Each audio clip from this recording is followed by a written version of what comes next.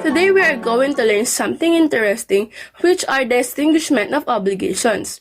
Are you ready to twist those tongues with our presentation and won't get perplexed?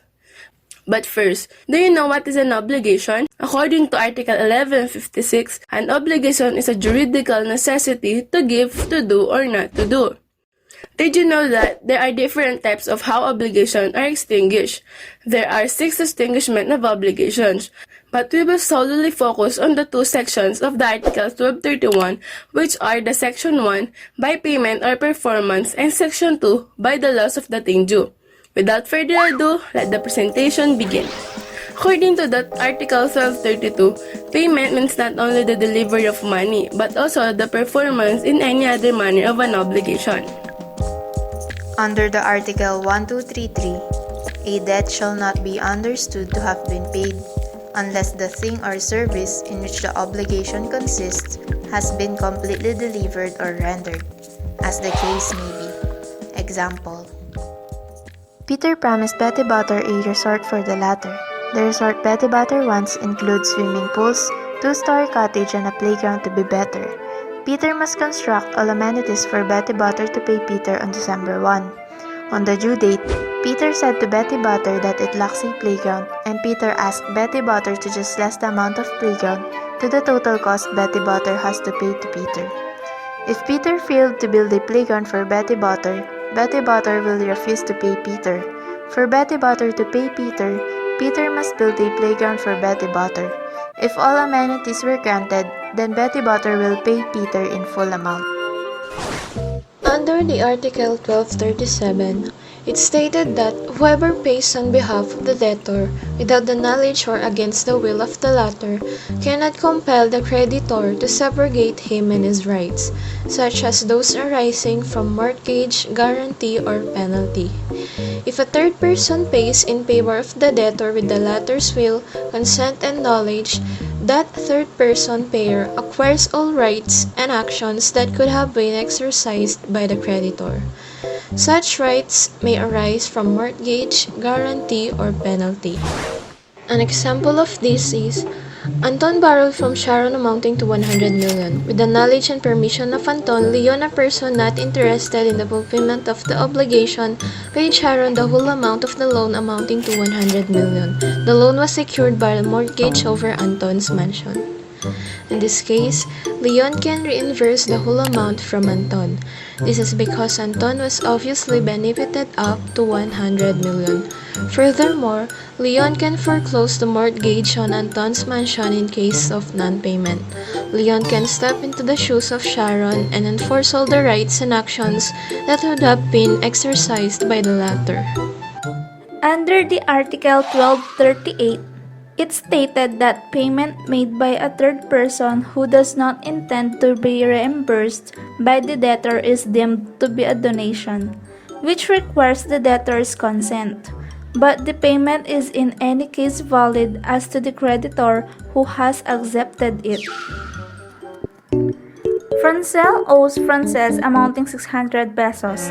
If Francine, in behalf of Francel, pays Frances 600 pesos against the consent of Francel, although Francine had previously told Francel that she has no intention of being reimbursed, and Frances accepted the payment by Francine in behalf of Francel, is Francel's obligation toward Frances extinguished? In this case, Francel's obligation toward Frances extinguished because the payment is in any case valid as to the creditor who has accepted it. And also, Francine may recover the 600 pesos from Francel even though originally she does not intend to reimburse Francel.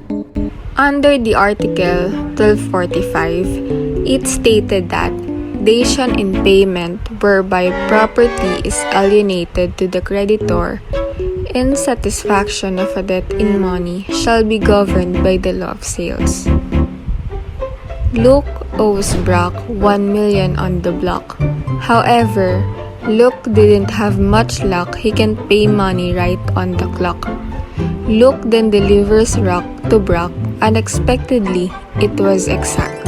In this situation, instead of payment in monetary terms, Luke delivered a rock to Brock that is worth the exact amount of his obligation, amounting to 1 million.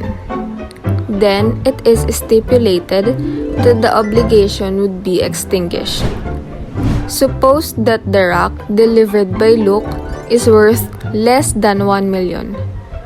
Then the obligation would not be fully extinguished, rather to the extent only of the value of the rock. In this case, Luke is still obliged to pay the excess amount. On to the next. Under the Civil Code of the Philippines, Section 2, which talks about the loss of the thing due. Under the Article 1262, it stipulates that an obligation which consists in the delivery of a determinate thing shall be extinguished if it should be lost or destroyed without the fault of the debtor, and before he has incurred in delay. Hence, when by law or stipulation, the obliger is liable even for fortuitous events, the loss of the thing does not extinguish the obligation, and he shall be responsible for damages. The same rule applies when the nature of the obligation requires the assumption of risk.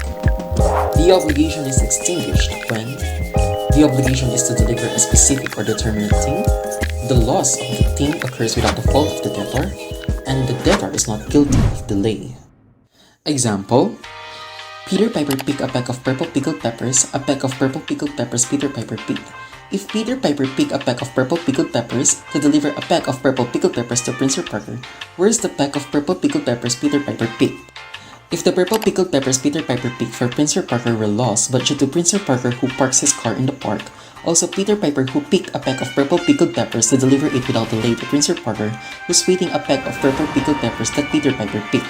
Then Peter Piper who picked a peck of purple pickled peppers for Prince Parker, the obligation of Peter Piper to Prince Parker is extinguished for Peter Piper who picked a peck of purple pickled peppers did not lose and deliver it without delay the peck of purple pickled peppers of Prince Parker that Peter Piper picked. Explanation: in this situation, we can deduce that Peter Piper was picking a peck of purple pickled peppers for Prince Parker and delivered it without delay, and the debtor wasn't at fault in misplacing the peck of purple pickled peppers. Ergo, the obligation is extinguished. However, the obligation is not extinguished when the law provides, when the stipulation provides, when the nature of the obligation requires the assumption risk, and when the obligation to deliver a specific thing arises from a crime. Example: signing in the contract we made at 7:45 that in delivering chocolates there shouldn't be delayed in every state, enumerating the assumption risk in delivering chocolates in every state, even if there will be fortuitous events in every state you deliver the chocolates. You agreed from what our contract states, and that's what makes our contract valid and was made at 7:45. I've got a delivery of chocolates on a certain date at 7:45. I'll see you at the gate, so don't be late before 7:45 of that date. And at 7:45, I'm still at the gate, and you, the obliger, is late on the said date at 7:45. Now you need to pay the damage and delay for it stipulates in the contract we made when you signed it at 7:45. Explanation: on the contrary of the first tongue twister, this tongue twister purely explains the stipulations on when not to extinguish the obligation. Article 1266. The debtor in obligation to do shall also be released when the prestation become legally or physically impossible without the fault of the obliger. There was a painter named Pinty who painted portraits in a painting studio. The painter named Pinty obliged himself to paint the portrait of Picasso for Capiso within 3 weeks. The day after the pledge of Pinty to paint Picasso for Capiso, passionate painter Pinty broke his arm due to catastrophe. Proficient Pinty can't paint Picasso for Capiso for it become physically problematical. So the painter Pinty who paint portraits is released to his obligation to paint the portrait of Picasso for Capiso.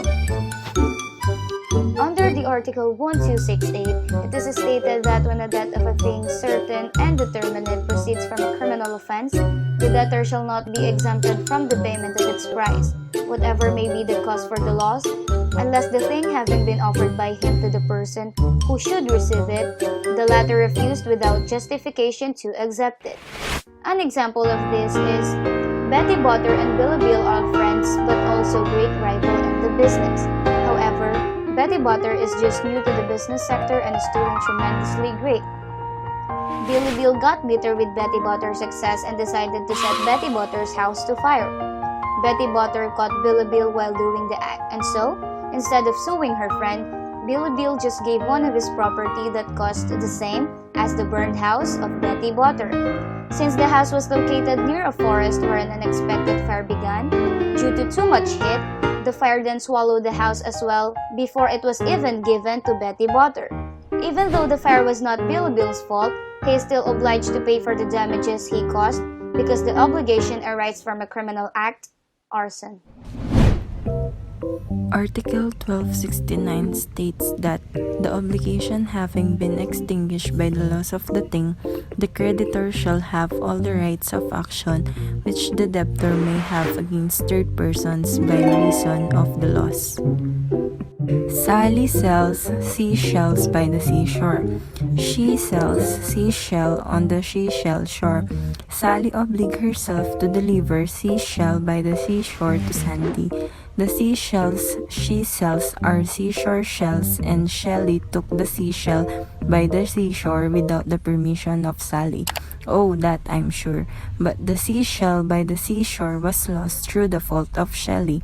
Sally sells seashell by the seashore and her obligation was extinguished, but Sandy hopes she will acquire the right to file an action against to Shelley to recover the damages for the loss of seashells by the seashore. And that's all, folks, the extinguishment of obligations under Section 1 and 2.